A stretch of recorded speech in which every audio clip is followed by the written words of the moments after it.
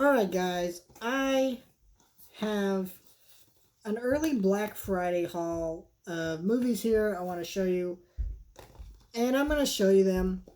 One is not a Black Friday movie. This is a movie I pre ordered, but it actually came the day after it released. This is Prisoners of the Ghostland. This was $20, and I'm going to upload a video showing out my steelbooks. This is not included in that because that video was recorded before I recorded this video. But I mentioned in that video I don't usually spring for steelbooks. But look, I love Nicolas Cage, and this movie looked amazing from the previews. Looked very stylistic, very unique. And Nicolas Cage continues to do movies that you could say are very schlocky, like Willy's Wonderland and Pig, and kind of oddball type movies. And movies like this that you're like, what the hell is this? But you're interested. And they're fascinating, unique movies and different, and I like them, right? He continues to keep doing movies like this. But anyways, the normal Blu-ray was like $20. This was a 4K steelbook. And for $20 for a 4K steelbook, I don't think there was a standard steelbook when I was looking on Amazon. So it's just like, and this movie looked really cool. So for $20, I got it. If steelbooks remain at good deals like this, then I might spring for them more often. So I did spring for this one for the 4K steelbook. And Nicolas Cage on a glorious steelbook. Why not? But yeah, this is Nicolas Cage and Prisoners of the Ghostland. This is the Ghostland. This is the land of... No, I'm trying to read the back here. This is the Ghostland, a land of no escape. Don't know anything about this movie from just the brief bits I saw in the trailer, but the wildest movie I've ever made. That's a quote from Nicolas Cage. It even says from Nicolas Cage on the front. That's weird to have a quote from yourself in the movie that you starred on the front. But okay. This movie looks interesting. I'm excited to watch it. I have not seen this yet. But I'm gonna check this one out. And I love Nicolas Cage, as I mentioned.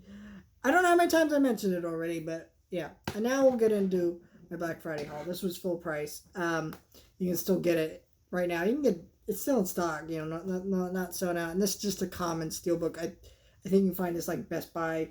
I don't know about Walmart, but Best Buy, other stores like that. Your best bet is probably just to go to Amazon.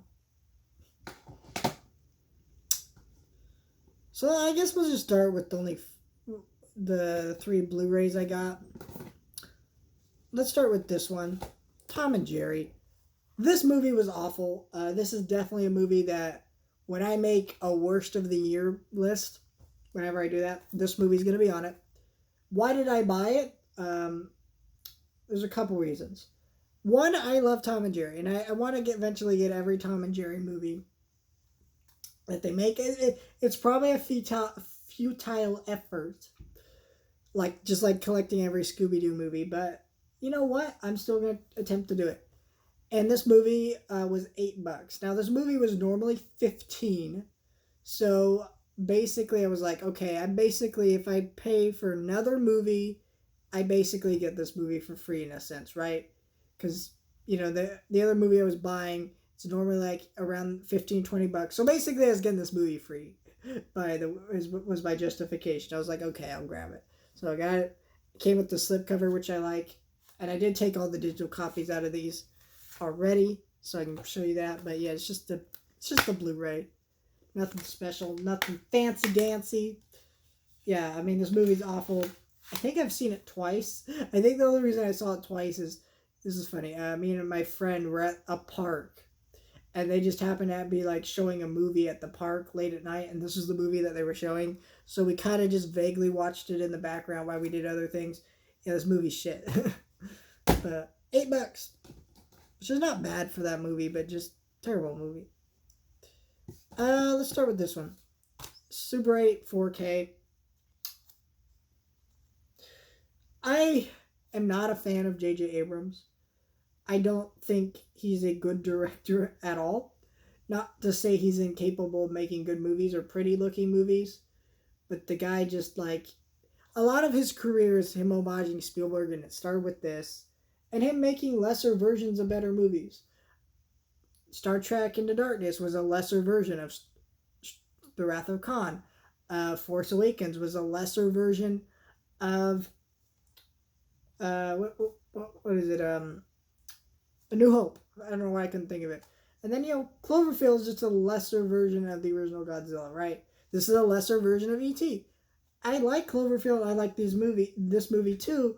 So $8 was the right price because I will watch this again. I don't hate this movie, but I just think it's like he's clearly a director who is inspired, which is fine. All directors are technically inspired by somebody, but he's not like Quentin Tarantino where he's inspired by something, but he takes something old and makes something new and different and fresh. He just kind of does it again with a little bit of spice to it, but not enough to where you could call it its own film or its own thing. And this is just another example of that. So I did pick it up because I do like this movie. I did want to have it. When they announced this to 4K, I almost thought about pre-ordering it, but I was like, be cheaper eventually because Super 8's not a super popular, like, high-end movie.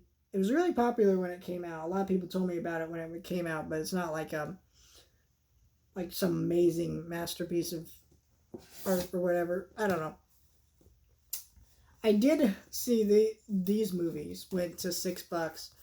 I think all these deals, by the way, I think they're all still available. I know most of these are on Amazon. So if you want to check Amazon, Best Buy, you might want. They should be available on those websites, and only those websites. This is the Batman Long Halloween parts 1 and 2 on Blu-ray. When they announced part 1, I was like, okay, I might pre-order that. My issue was, what if part 1 was really, really good and then part 2 was awful? I kind of didn't want to do that, so I was just like, And they were coming out 1 month apart from each other, so I was like, just wait till Black Friday. Usually these DC animated movies are really cheap and you buy them as a set. So $12 for both of them. And these are really cool. The slipcover, like, look at that. You put it together, it makes that. And that's pretty awesome. Though it's weird that one of these is PG-13 and one is R. I don't even understand how these ones get the R rating. It's like, they feel like if this was released in a theater, it'd probably be a PG, but it's an R for some reason. It feels like a rating that they attach to just be like, oh, it's R, and make people watch them more. But I don't think they're actually R-rated movies, if you ask me. But yeah, I haven't seen these. I've heard great things about the first one, and then I didn't really hear anything about the second one, so that's usually not a good sign, but I'll watch them like both back to back as one movie, basically, and we'll see how it is. Maybe I'll review it for the channel, but I'm kind of late to the party, so I'm probably not going to do that. And then we got the movie that I was waiting for the most to go on sale on Black Friday, besides In the Heights, which unfortunately didn't go on sale. They put a lot of movies on sale. I saw In the Heights went on sale on Blu-ray for $10, but I'm like, no 4K, really? The 4K is still like $30, and that's absurd. That's just absurd. Like, for that movie, maybe 20, but $30, no. So I'm gonna wait, see if that goes on sale on actual Black Friday. And if it doesn't, I guess I'll just keep waiting and eventually grab it. But Green Knight, this is one of my favorite movies of the year. This is a 4K, and yeah, $10 for this was a great deal. If you haven't seen this movie and you like A24 movies, you definitely gotta watch it. It's a masterpiece. I know there's like a group of people who really hate this movie because it's not. When you watch it, it's not one of those movies like, oh, I clearly understand what this movie's about. It's not like it's incomprehensible. It's just interpretable and there's multiple meanings to it. And a lot of people didn't expect that, and so they don't like it. If that's you, I'd encourage you to either rewatch the film again, now knowing that it's a movie that you can interpret multiple meanings to, or either just like, maybe just like, with A24 movies, I recommend don't watching trailers. I recommend going in with zero expectations. Just don't, because A24 is an indie studio, and they sometimes have to lie to sell movies. And it feels mean to say that, but they do lie. They try to market things as things they're not. So general audiences expected something different. A24 fans, they watched this movie, they knew what they were getting, and they loved it. And that's who this movie's really made for. And it works, and it's great. And everybody who likes art house type movies, A24 movies, should watch it. It's great. It's fantastic, and I would highly recommend it. So, yeah, that's everything I picked up. I have a Target exclusive copy of Space Jam 2 showing up. I don't know what's going on with that, but I might do a separate video unboxing that because there aren't very many unboxings of that on YouTube. But that's where I'm at. Like, share, subscribe, and I'll see you guys next time.